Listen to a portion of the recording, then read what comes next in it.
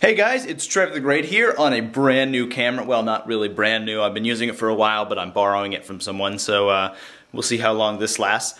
Sorry I haven't posted an update in a while. I've been really busy and just haven't really had a lot to show you, but today I do. Before we get to that though, I do have some housekeeping. I'm not taking commissions at the moment just because I want to finish up a bunch of projects this summer, get some personal projects done, some sail armies out, stuff like that. And the other thing is the Grey Knights army, that's all gone. That was sold on eBay a couple days ago, shipped it out, so that's gone, so don't bother sending me any messages or anything about it, unless you want one yourself, in which case we'll talk. So here's what I have to show you.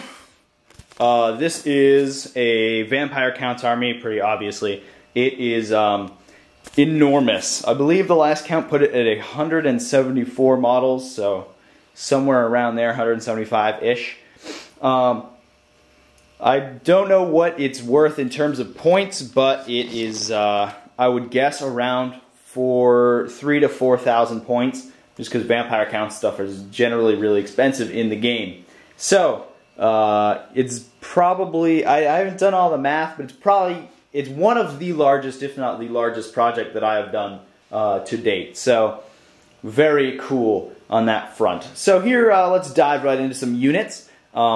Lots of infantry in this army, obviously. We have in the center here, we'll start with the big centerpiece unit. This is a unit of 60 skeleton warriors with spears. You know, I know a lot of people are gonna post on here and be like, hey, but skeleton warriors are crap, nobody takes them. Well, you know what, people who say that, shut up, because they look awesome. And when you put 60 down on the field, I don't care if they are not as good as ghouls or whatever, but I'm gonna be scared of 60 skeletons. I don't know about anybody else. Over here, we have another big unit. This is 40 zombies. Not as cool as the skeletons, but still pretty sweet. I guess they're probably just gonna be raised fodder. And then over here, we have 20 Grave Guard. A lot of people are gonna say, well, you need more Grave Guard, but you know, they're small, they're elite. It's a good unit. Obviously, they have great weapons too. They have this nice metallic blue on the great weapons because they have the what do you call that rule? The grave. I don't remember the rule. That sucks. The one that gives them killing blow. Whatever.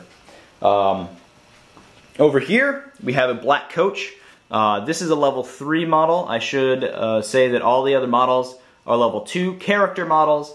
The black coach and the Varghulf over there, which you'll see in a minute, are all level 3. So this is a very nice model. I didn't really appreciate how difficult it was to put together. There are a lot of big metal pieces and they didn't seem to fit right, so a lot of filing went into that, but looks very nice. Got some object source lighting going on those little lanterns, and I'm a huge fan of object source lighting. Like, I'll do it on anything just because I have a lot of fun doing it, so lots of good stuff like that. Speaking of object source lighting, here's a Lamian Vampiress. She is on a Nightmare. They're the crazy demon steeds that the vampires ride around on.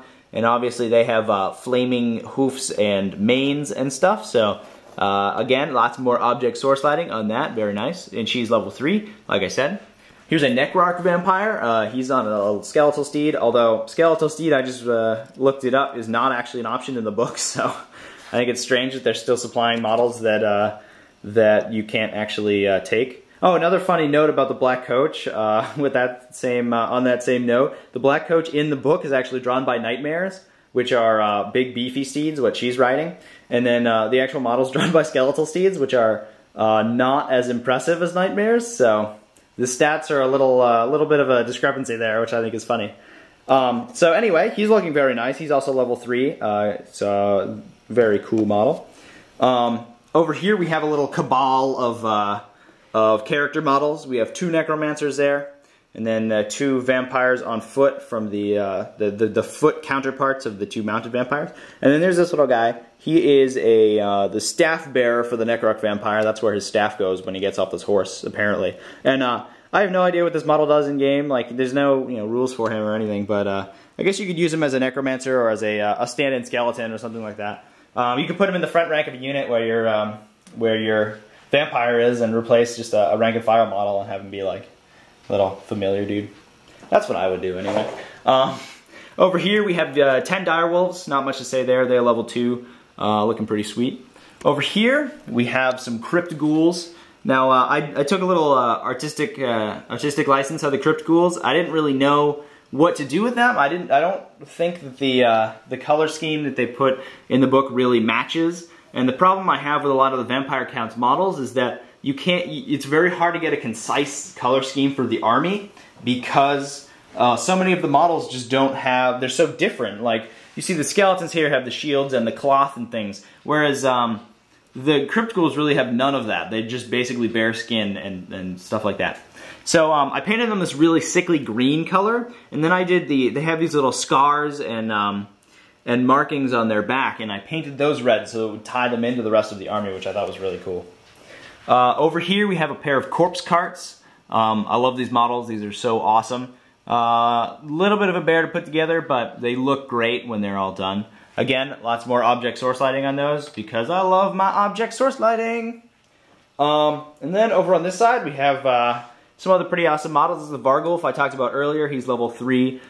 He's pretty bare bones and basic. I did do the red on the wings, so like I said, it would tie him in with the rest of the army, and he wasn't just like, you know, out in the wind and blowing. Yeah. Okay, and then over here we have the White King Battle Standard Bearer. Probably got the Drakenhof banner going on, stuff like that. Got some nice freehand going on in the banner. He's level 3 just like all the other characters.